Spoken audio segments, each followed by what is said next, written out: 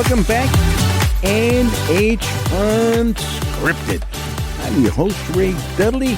Yeah, take a look deep in the old wardrobe closet today. Broke out my paisley bell-bottom pants. Got my platform shoes on as well.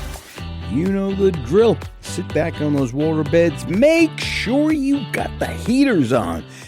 Get that lava lamp going. Fire up the incense, or whatever other things you can fire up there. We are coming to you from the Laugh-In Like Digs of the WKXL studios in Concord. 1450 AM, 103.9 FM on your Sony Walkmans, 101.9 FM for those beautiful souls of Manchester.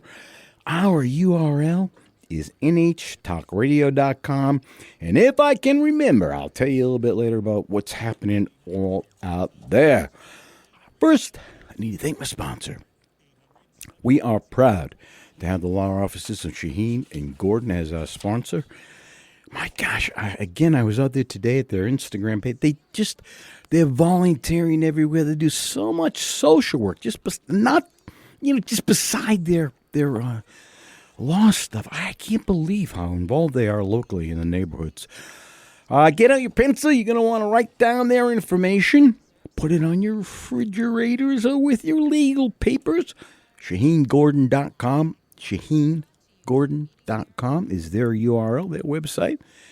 Their phone number is 603-614-5560. I'm going to say it again, nice and slow. 603-614-5560. Hey, you never know when you're going to need a good lawyer, right? I mean, you just don't know. You just don't know. Can happen anytime. Hey, maybe you're going to write a film, huh? Maybe you need some legal advice. Maybe you're going to trust. You're going to put me in your will. Something like that, right? You got to update your legal papers. ShaheenGordon.com. Go on out to the website. Check it out. They do a heck of a lot of stuff out there. They're everywhere in the state. Concord, Derry, Manchester, Nashua, Peterborough, Keene. 603-614-5560. All right. Get that stuff out of the way. We're taking a slight fork in the road today from theater. We have Daniel Masciari on the line, award-winning filmmaker. Good morning, sir. Hey, Ray. Thanks for having me. Great to be with you. We finally hooked up. My goodness. We've been trying to put this thing together for like weeks.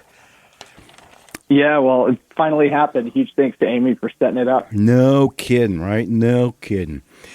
Daniel, where do you want to start with this? I saw we're going to be talking about your film, I assume, Stationed at Home.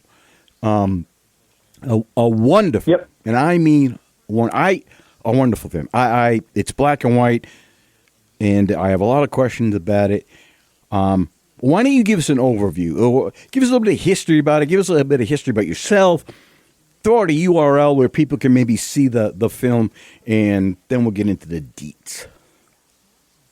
Thanks, Ray. Yeah, so Station at Home is my first feature film. It's a black and white Christmas movie about a cab driver waiting to see the first pass of the International Space Station in 1998. Like I said, it's a black and white movie, and he meets all these strangers along the way who take him on a wacky, unexpected adventure throughout Binghamton, New York, where the whole movie was inspired by and set.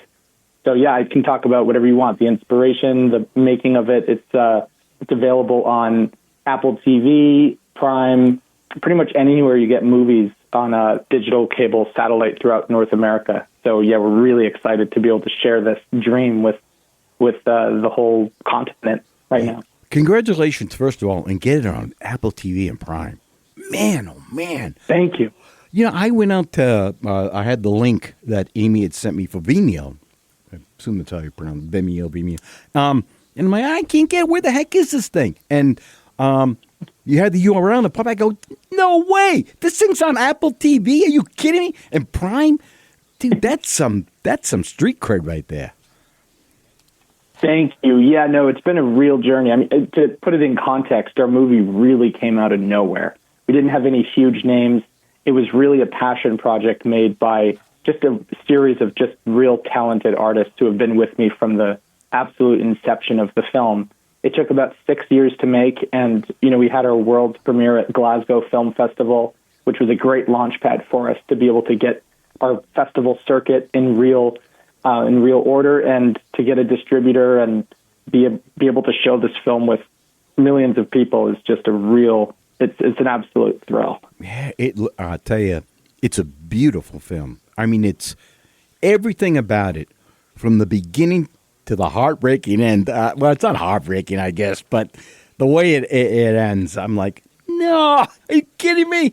After all that poor guy. Why don't you give us a URL where people can find out more information about it, the background stuff? Yeah, so our base website is stationedathome.com. That's where you can find all the links to watch the movie, the behind-the-scenes material, and just keep up to date with our next festivals, other locations where you might be able to watch the film outside of streaming.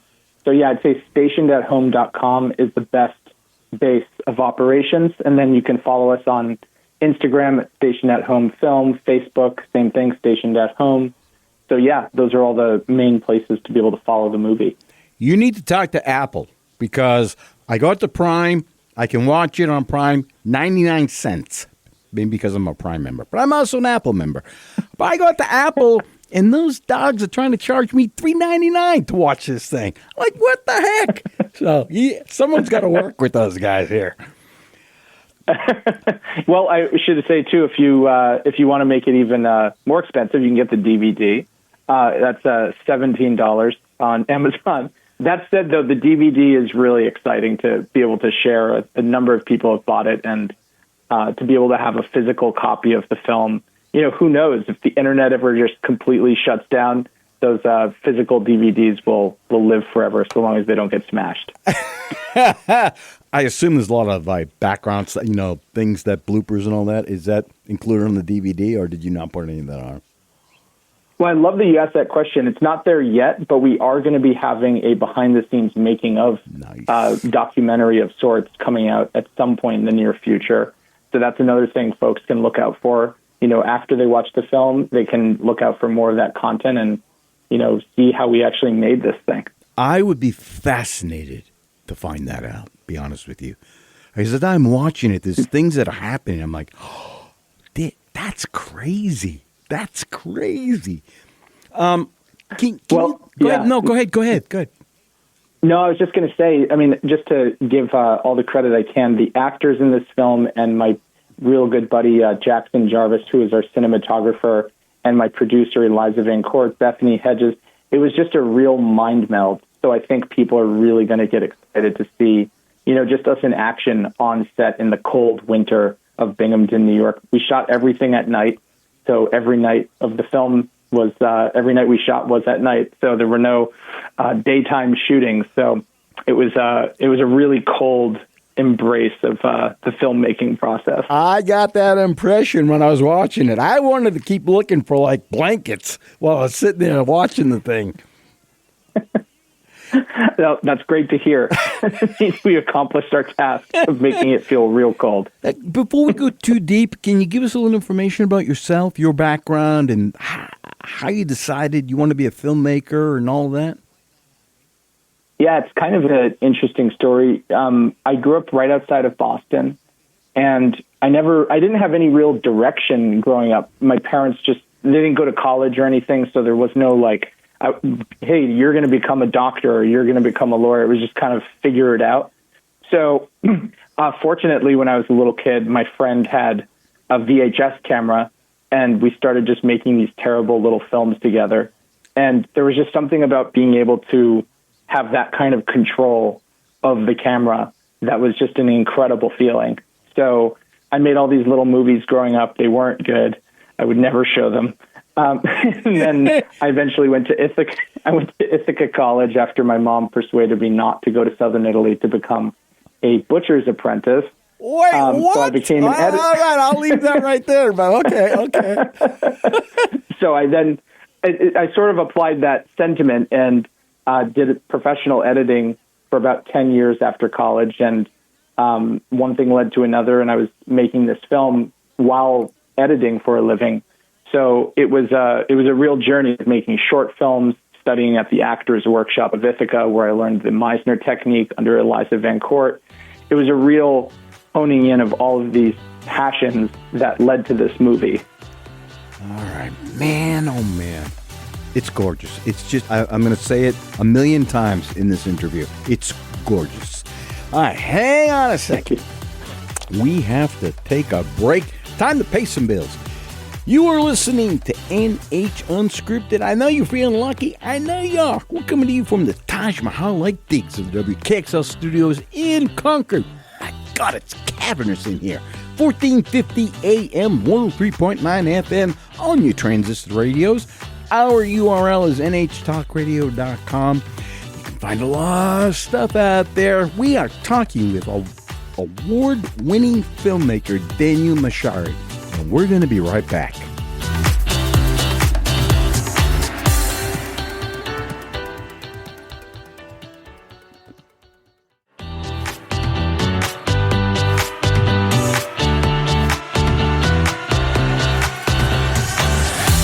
Welcome back to NH Unscripted.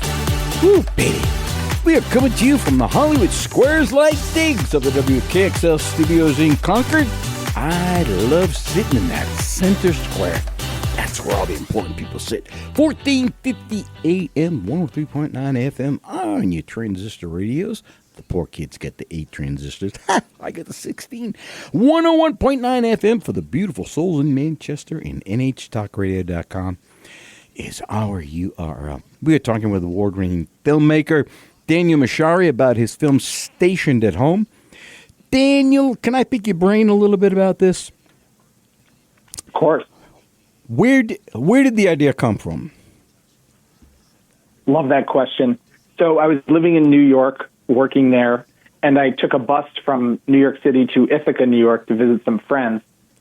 And we stopped in Binghamton, New York, which is, about an hour south of Ithaca. And it was a cold winter night. And I was listening to the song Dusk by Duke Ellington. And I stepped outside to look at this abandoned building on a train track. It was just this massive building.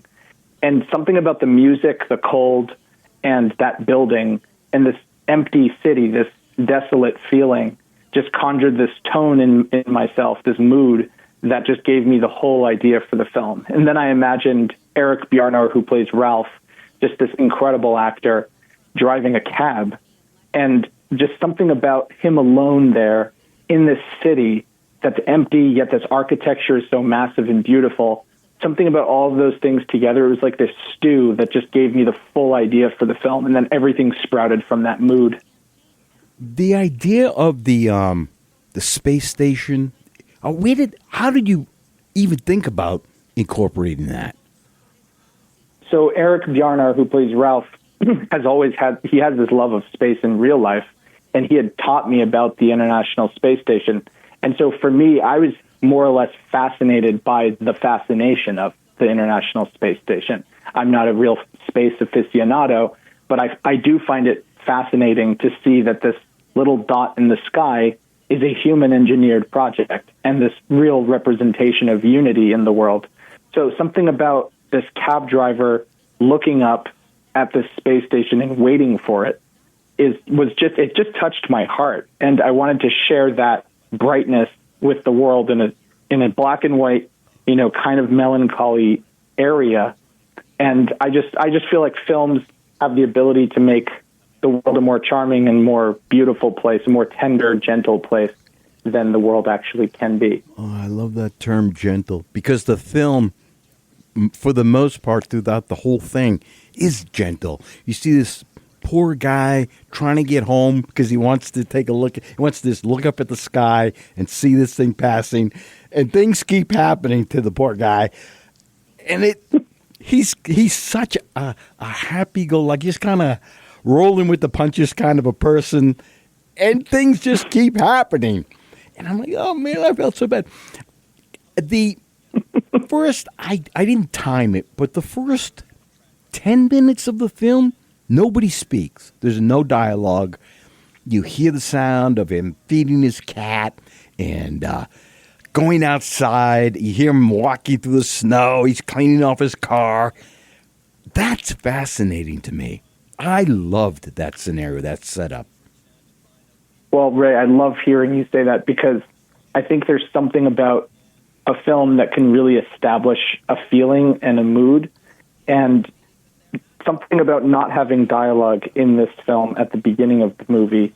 It just allows you to sink into the atmosphere of Binghamton, both in the rural part and the downtown city as well. So yeah, I just love that you pick up on that. That's really music to my ears. Oh, I was hooked. I mean, just watching him get up and get motivated, kind of moving through his house. Yeah, I related. I'm not that kind of guy. I'm not by myself at home, but I was hooked just watching him kind of go through. And I felt so bad for his cat through the whole movie. I'm like, dude, get home. You got to feed that thing. Holy Toledo. Are there certain parts of this film, Stationed at Home, that I don't want to say you're more proud of, but there's so much happening.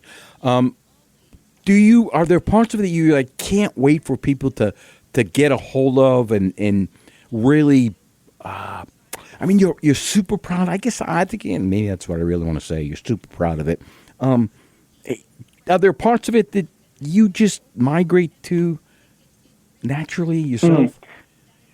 I love that question, and I have to say it changes on the day. So sometimes if I'm asked that question, I'll have a different answer than the one I might give now. But I think when he goes back home during his shift to feed his cat and look through the telescope, there's something about that sort of hermit character. I don't want to just say too much about it before people see it, but there's something about him as this solitary cab driver in this very simple, no dialogue scene that when you see it with an audience and even just alone, it really is elevated by this beautiful score by Logan Nelson and just the performance by Eric Bjarnar. It's such a tender scene.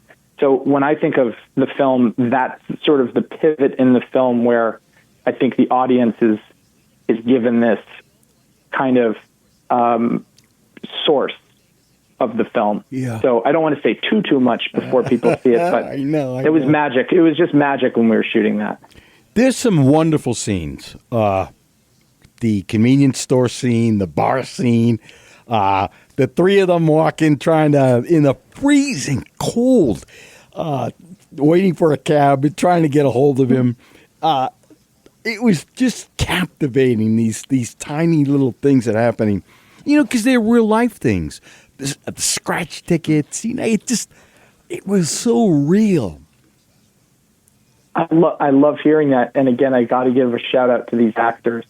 Eric Bjarnar, Daryl Johnson playing Harry, Jeff Dumont playing Jack, Peter Morris playing George, the list goes on, Eliza Van Court playing Elaine.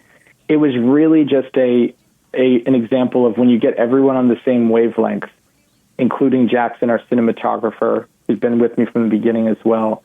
It's just getting everyone on the same wavelength in that mood of the film so that you can really sink into the specificity of this world. I mean, it's reality, as you're mentioning, and it's also the city of Binghamton that gives you this alternate reality as well.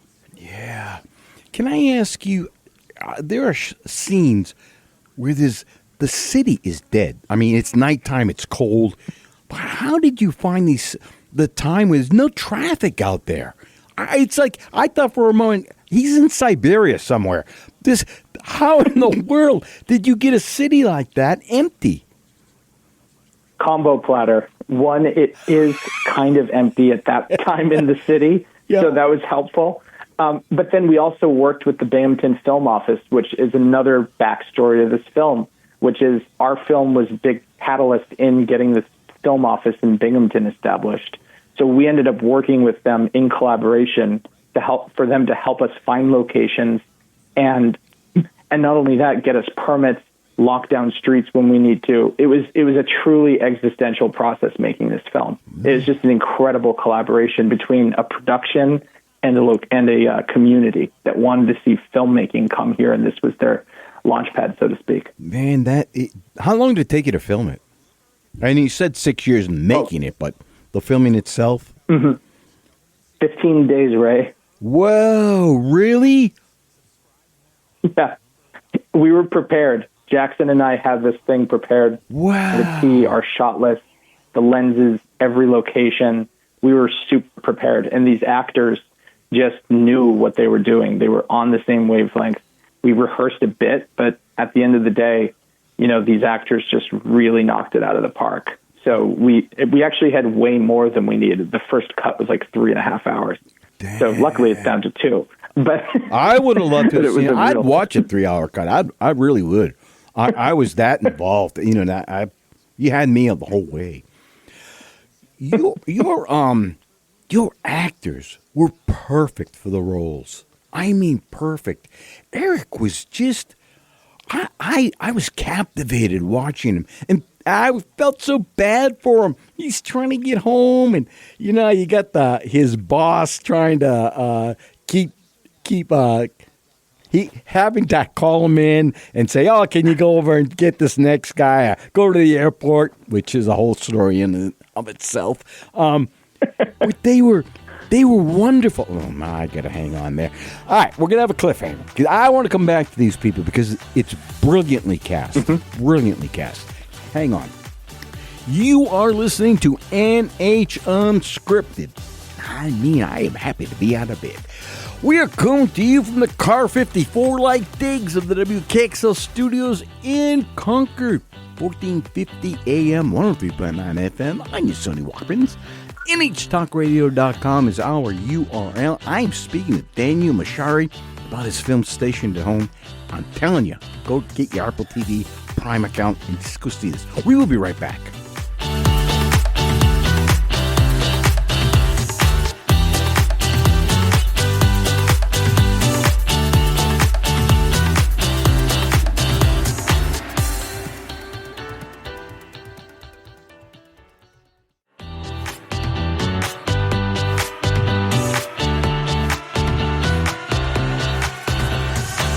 Welcome back to NH Unscripted.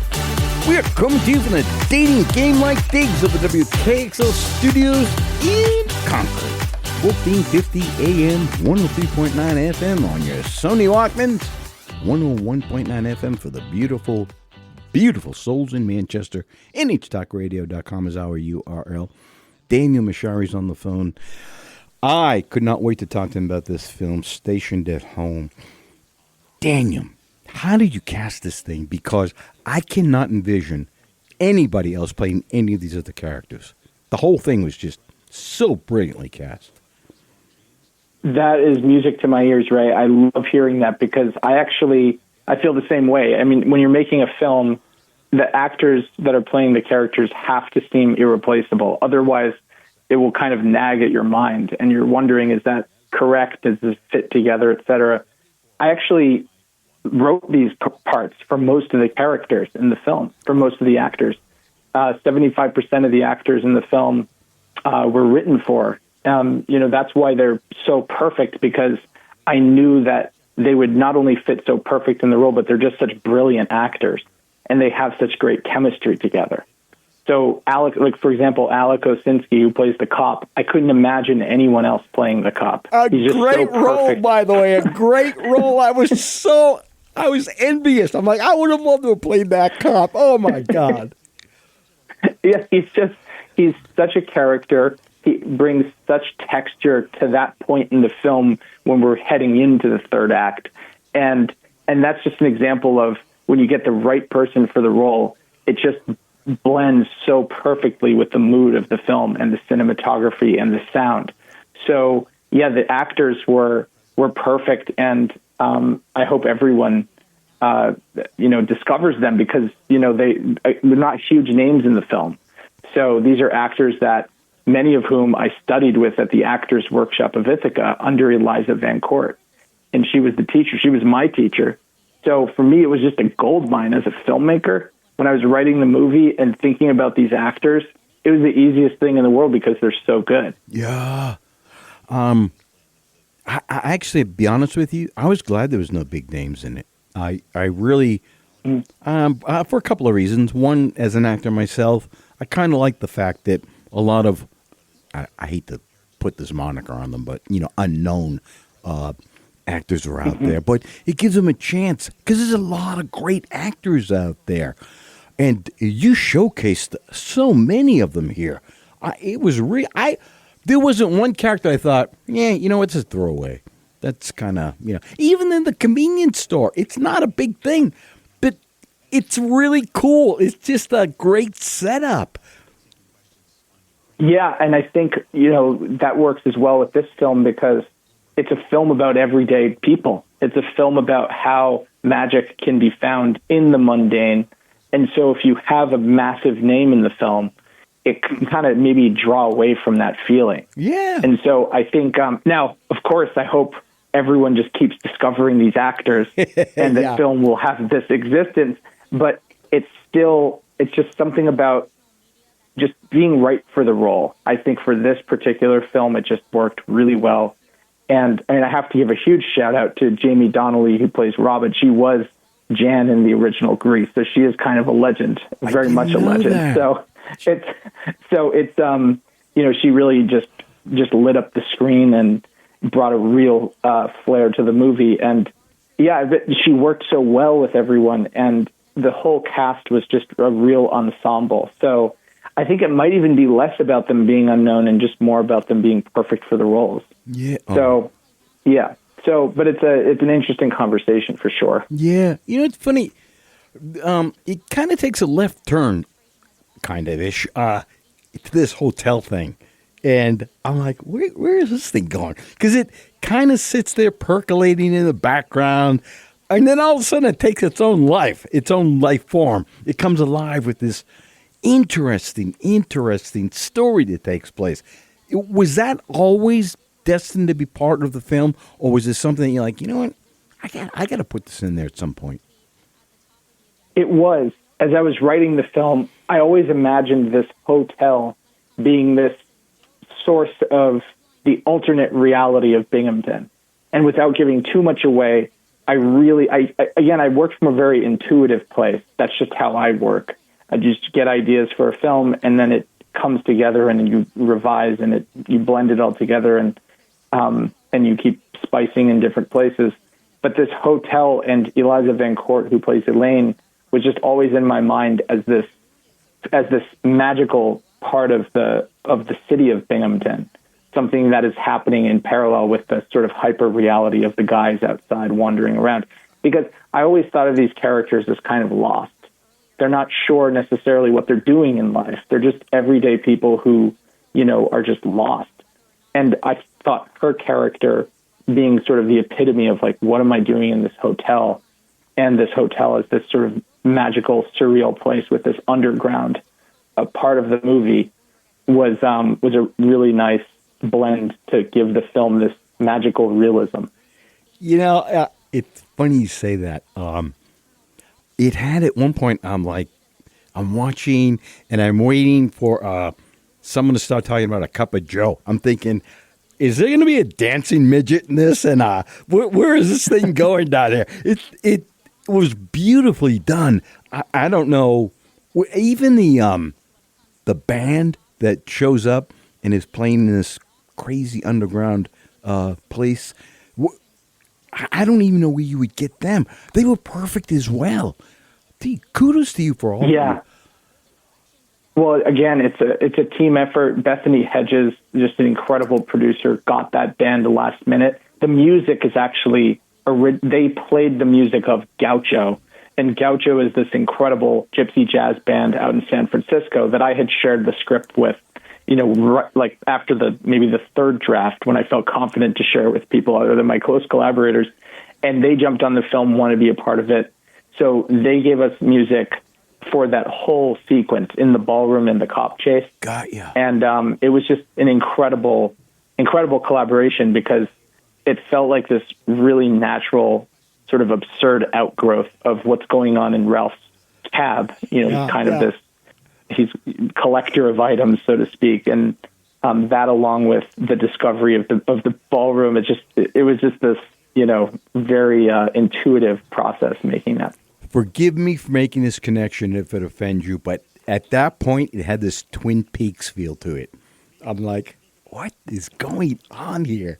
What is happening? No, I mean, no offense. I'm just, I've so much respect for David Lynch for sure. And, people have said that it has sort of a Lynchy vibe in there. And again, it's, when you're writing and when you're creating, you definitely have to work from a very intuitive place. So if that has a similar association, I'm just flattered to hear that. You used the term now a couple of times, intuitive. Is that important to you as opposed to just being someone who is maybe OCD and everything has got to be done right by the call sheet and all that? Well, I think those are kind of both to me, because when I'm writing, it's intuitive, and when I'm doing the whole when I'm directing and when I'm working creatively, it's intuitive. But we do prepare very OCD-like so that we make sure we have it. Yeah. So there is actually an OCD element to the preparation, but when you're actually on set and when you're editing, you definitely want to keep that intuitive spark that you had when you were writing. Because if you don't, you start to lose track of the vision of the film and the tone that you're trying to get across. Were there things that happened that you weren't prepared for that you're like, oh, we had to keep that in? I don't know how that happened. I don't know who said it or whatever. But are there things, I mean, you tend to hear those background story kind of things that, that was not planned, but it worked out perfectly. Did any of that happen? I love that question. I mean, it's making a film is so much work, and you definitely, as you're shooting, repress everything, including the good things, because it's just so much work to make a movie. But yeah, no, I mean, there's so many little flares from the characters that I could never have written in. So many little nuances that they provided that can't be planned. Take Daryl Johnson as Harry and Ralph, played by Eric Bjarnar. In that diner scene, they have this moment where they're both looking out the window, Harry following Ralph's gaze, and there's just this snow that's coming down. All right, hang on. You got me. Mm-hmm. You were listening to NH Unscripted. Gosh, I'm thrilled to death to be out of bed today. We're coming to you from the Gong Show Lake Digs of the WKXL studios in Concord. Happy to be out of bed. 1450 AM, 103.9 FM on your Sony Walkmans, 101.9 FM for the beautiful souls of Manchester. Daniel Masciari's on the line, award-winning filmmaker. We're talking about Stationed at Home on Apple TV and Prime, and a lot of other places. I have a couple more questions. We'll be right back.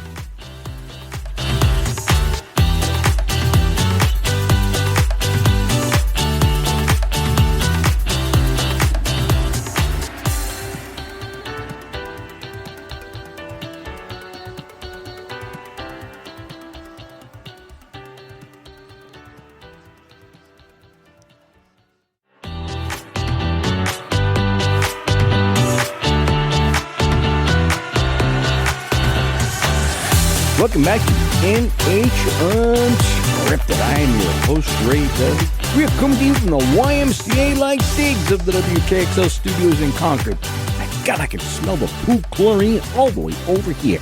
1450 AM, 103.9 FM on your transistor radios, 101.9 FM for the beautiful souls of Manchester.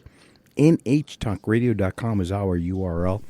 Let's say you're up in the middle of the night, having your milk and cookies, and geez, you're wishing there was something you could do. Maybe you had a friend. Hey, go on out to NHTalkRadio.com. This show is archived out there along with all of the other great programs that take place here at the station. You know what? This show comes to you every Wednesday and Friday morning at 9 a.m. with re-airings on Wednesday and Friday evenings at 8 p.m. We are so proud of that. Anyway, enough rambling about me. Daniel Masciari, award-winning filmmaker. Sir, after folks, we were talking behind the scenes here, after folks watch your film, again, Apple TV, kudos. Prime, kudos. What do you hope that they will do? Well, Ray, my producer would very much like me to say, after you watch our movie on Apple TV or Prime, please go on Rotten Tomatoes and give it a rate review.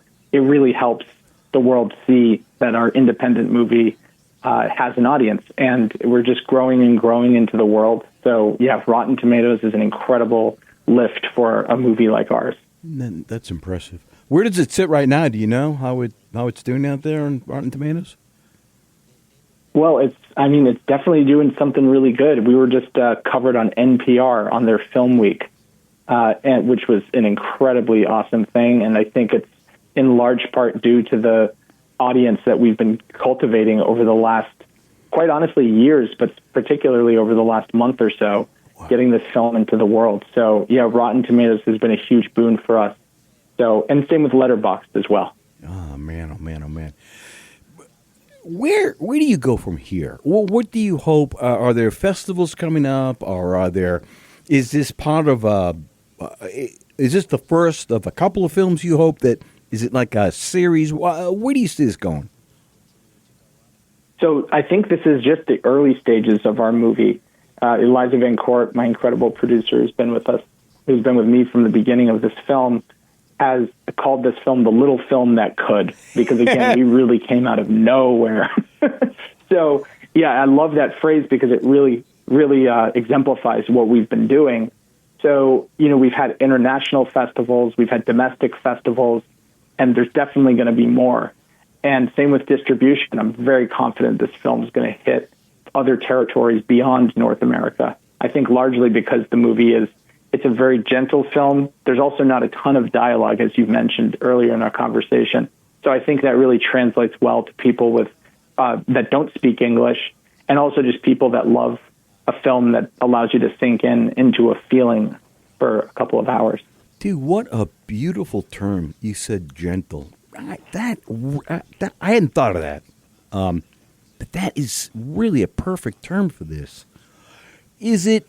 Well, thank you. Oh. Yeah. No, I'd say, a lot of the term gentle has been something reviewers and other people have been saying to me. So when you're making the film, you just want to make the movie that's in your mind and that you're collaborating with incredible artists. So, but that word gentle seems to be something that people are picking up on because it is a gentle film. Yeah. And it's a film that I think shows people that, the world doesn't have to be so heavy all the time. And, there's so much that goes into that, right? So it's nighttime, it's black and white, it's quiet, the snow's falling, it's freezing cold, and you feel this loneliness is not the term. I don't know what isolation. I don't know where to put that. But I get that. I kind of can see that gentleness all around. His cat. You feel for his cat. It's crazy. It's crazy. Oh, tell me a little bit about, before we go to his boss at the taxi station. That's an interesting character. So R.M. Fury, who's just a complete character, stepped into that role actually pretty soon before we shot. That's one of the roles that was sort of up for grabs, so to speak. So he came on, while we were in our later stages of pre-production, and he just crushed it. He was so funny. That pug that's in the film, rest her soul, she passed away soon after the film, was actually Peter Foster Morris's pug, who plays George, the moon landing denier. So there was this so to get on set, because that night we had shot the trailer, or one of the trailer scenes, and we went down to the cab dispatch, actually Mike's taxi in Binghamton. We call it Galaxy Cab in the movie. R.M. Fury shows up with that pug coming in as well on a leash. I was quite literally in heaven at that point. It was so cool. It's such a kind of out of the way, kind of out of the place. Comes out of nowhere. That's what I'm trying to say. It's really cool. As the dispatcher, that is fascinating to me.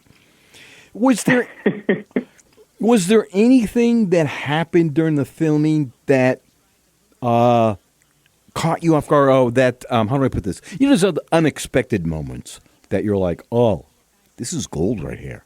This is gold. Yeah, for sure. So, I think we were talking about this earlier off the radio, but when we were shooting this diner scene, I keep coming back to this because it's just the thing that stands out in my mind. But when Harry and Ralph are in the diner, looking out the window, and Harry's following Ralph's gaze, the snow coming down was just that wasn't planned. The wind was just taking the snow off the buildings, and it looked like there was a blizzard out there. So It creates this idea of is Ralph actually going to have a clear night?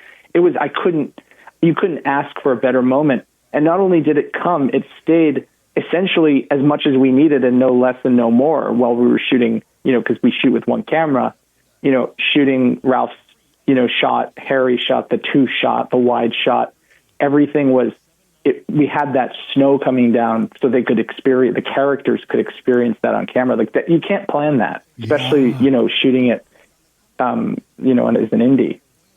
The barroom scene, the pool room, was that looked interesting to film? Was it difficult? The ballroom? No, the ballroom where they're playing pool and. So that bar, we spent 2 nights in there, and it actually was an incredible location because it, to get sort of technical about it, it was a wide enough space so we could keep our equipment in one part of the bar, so we never felt too crammed in. Sometimes if you're shooting in a bar or a convenience store, certain locations like that, there's nowhere to put your equipment. And so you end up having to move it constantly as you're resetting shots. Yeah. Fortunately, in that bar, it was a big bar, more bigger than it actually looked on camera. We actually wanted to make it feel a bit smaller, a bit more intimate. So that bar was actually just a peach to shoot in. And they were just incredible, the people who owned that bar. Oh, that's interesting. That's very interesting. Since we're in the last block here, why don't you give us some more information about where people can see the film? And trying to think. I had something else on my mind. There's another character I wanted to talk about. But go ahead. Give us where they can find it, and we'll talk some more about my little question in a second. Yeah. For sure. Yeah. So again, stationedathome.com. It's the base website where you can watch it anywhere you need to. Apple TV and Prime is where most people go. It's also, if you're in the middle of nowhere and don't have internet, you can watch it on cable as well, and satellite or DVD. But yeah, Apple TV and Prime are the two most common places to watch it. So yeah, I'd say that's the best place to go. Can I ask you, was it difficult getting it on places like Apple and Prime? I know nothing about that kind of a walk. Yeah, so we worked with an awesome distributor that we're working with now, Freestyle Digital Media. And to work with them on our film has been really wonderful. They really have gotten us a wide distribution throughout North America. So for us as an indie to have a distributor was really a dream come true. Again, to get into Glasgow as a film that came out of literally nowhere, and then to do our festival run, land with this really awesome distributor has just been fantastic. Oh my God, that's the end of the show. I can't believe it. Oh my gosh, Daniel Masciari has been on the line with us. What a day, Daniel. I am so thrilled. Thank you for taking the time, man. I mean that.